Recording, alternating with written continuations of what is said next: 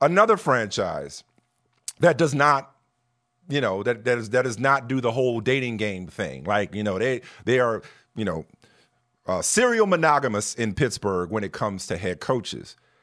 But it's just getting louder around Mike Tomlin. The noise is getting louder around Mike Tomlin. You even had Ben Roethlisberger on his podcast saying that maybe, the Steelers culture is dead, or Steelers, whatever he said, way has gone. It just, and if there's any organization where the outside noise would belie the inside noise, it is Pittsburgh. I would say even more so than New England. Because it almost feels like Pittsburgh is oblivious to pressure from the outside, at least in recent history. What's your read on that? Like, could Mike Tomlin end up moving on from Pittsburgh? I think he's got 1 year left on his contract after this year. Right. They were fortunate to make the playoffs thanks to Brandon Staley a couple of years ago. But more often than not, it's been a lot of disappointing seasons, even though still no losing seasons in Pittsburgh. But, I was there 2 Thursdays ago when they lost to New England. And it just feels like that organization, at least relatively speaking, they're still 500, relatively speaking, has hit rock bottom, if not close to it. Will that cost Mike Tomlin? So what I would compare this to is when Andy Reid left Philly. Okay. When he was ousted in Philly. And to me, I think, I remember, so Andy got ousted. Which is crazy to think about, by the way. It's crazy to think about. Yeah. And he was hired 6 days later, I think, in Kansas City. 6 days. He was unemployed a whole 6 days. Yeah. And I he's one of the greatest coaches of all time. Yeah. And I talked to somebody who in the front office, and in retrospect, this was a few years later, and I said, what happened? Like, what was it that, because obviously Andy's a great coach. Like, what? And he said to me, sometimes realistically, the message, it really just does get stale. Like, it just you just get to a point where it's like the process feels so cyclical that there's just the spark gets lost in that. And that even though you're probably better team than you've been showing, you're a good team, you're a better team than maybe what the record reflected the previous year. Mm-hmm. And even though that's a good coach, it does feel like you're on this merry-go-round where you're just sort of, okay, we know the culture. It's filled with people who know the coach. We've been through the song and dance enough that we're it's like working for an organization. I've worked for Yahoo for a really long time. And so I see a lot of things happen internally, and I'm like, this is the third time we're on that one. It's like you're like, okay, this new idea has happened 4 times before. Like, and you're just sort of yeah, exactly. So, and what happens in those situations is you have to very much self-motivate. And so that puts it on a lot of players to go, hey man, I got to get myself up. Like, I've heard this before.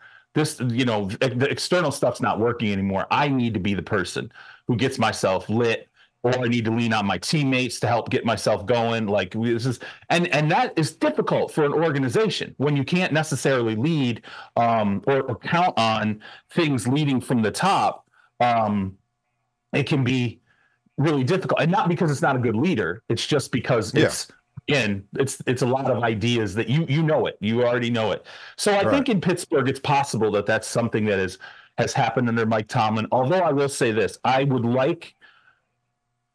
think if that ownership were to look at it fairly, I think they could look at Mike Tomlin and say, okay, there's a change in offensive coordinator. We have to figure what's going on. We have to figure out what's going on with George Pickens. But I would assess whether he should be in the organization another year. Okay, who, George Pickens? Yeah, absolutely. Given what's going on with him, I would consider trading him this offseason. Oh my God, you are like, truer words have never been spoken in terms of, like, there's professionalism and then there's George Pickens. Right. It's like, for all the talent, for all the ability, for all the fire that he chooses to show when he feels like it, behind the scenes, I think you've heard the same things I've heard. Dude's a problem. I was also going to say, You know, it's interesting that both Mike Tomlin and Bill Belichick have in common, beyond being the longest tenured coaches in the league, neither one of them got a quarterback. And haven't had one for several years. Right. And see, to me, that's the thing too, though, is okay. So if I'm ownership, I sit there and I go, okay, well, the Pickens thing doesn't feel like it's a good alignment for our organization. Maybe he needs to be somewhere else where he's with a veteran quarterback in a veteran wide receiver room. It feels like that's really what he needs. Okay. And or at least it's not happening here. So we got to figure out how to move on from this situation. Number two, we swapped out offensive coordinators. We need to get this settled in the offseason. What's the offensive scheme we're going to be running? Who do we want manning the controls? Number three, it's Pickett it's going to be year 3 for Pickett. Okay. And I think we all agree for the most part, most quarterbacks, if you don't have it after year 3, you don't have it. Right. So you're rebooting. At least not at that first stop. Right. Sure. Not at that first stop. That's what I'm saying. At that first stop. So shout out to Baker Mayfield. Right. So if you don't, I think you're like, all right, well, a natural pivot point, frankly, could be coming after 2024, because if Kenny doesn't have it by the end of 2024, we're probably looking for another quarterback anyway. And here's a little one that I'll tell you. I highly doubt this is a situation that could occur in Pittsburgh. But, you know, I know there are people in that organization who liked Fields a lot, Justin Fields a lot, when he went into that draft.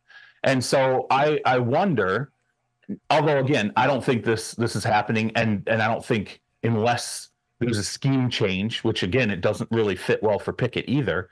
I wonder if you look at adding somebody at quarterback as well.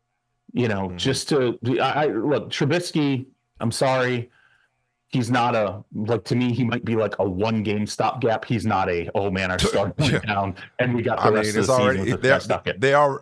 They already on to Mason Rudolph. So yeah, exactly. Right, exactly. He ain't the guy. So to me, I would like to see them give Mike one more shot at having sort of a complete team, a coordinator change that's been made, getting somebody out of the building that I think is necessary to get him out of the building.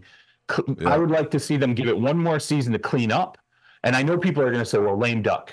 I don't believe in lame duck. I think that's bullshit. I think no one's going to look at Mike Tomlin and go, man, you're a lame duck. No, that's not happening. Of all the people in the league, I don't think he's going to have that kind of a problem. Right. I would let him take the contract to completion. If it doesn't work after 2024, then he's a free agent, right? Then you just move on. You have a pivot point. Yeah.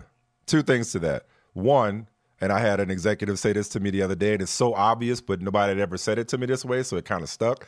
It was like, everybody's an interim, whether they got the tag or not. Everybody's an interim. So what does lame duck really mean in the NFL? Number one. Number 2, Mike Tomlin treats his players like adults, and guys like George Pickens, it doesn't work.